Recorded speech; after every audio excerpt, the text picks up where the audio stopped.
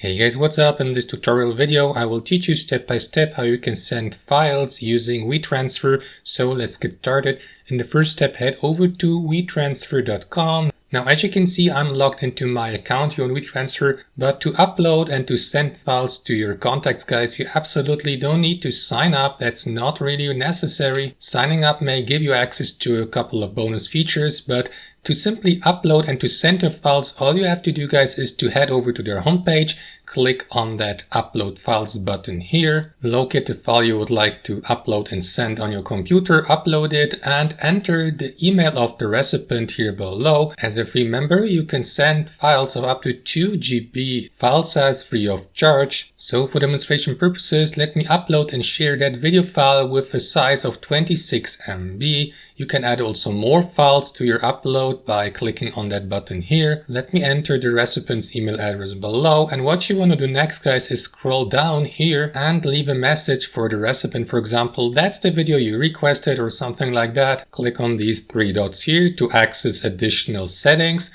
and here below, guys, you can choose whether you would like to send your recipient an email or create a shareable link. I will leave it at send an email. You can enable this option here, request payment, to request payment like a small fee for the downloaded file from the recipient. And below, guys, set an expiration date for the recipient, like 3 days is the default expiration date, but you can customize it, for example, and change from 3 days to 7 days expiration. And last but not least, guys, click on that transfer button to send the uploaded file to the recipient's email address. And that's basically it. Thanks for watching and have a fantastic day.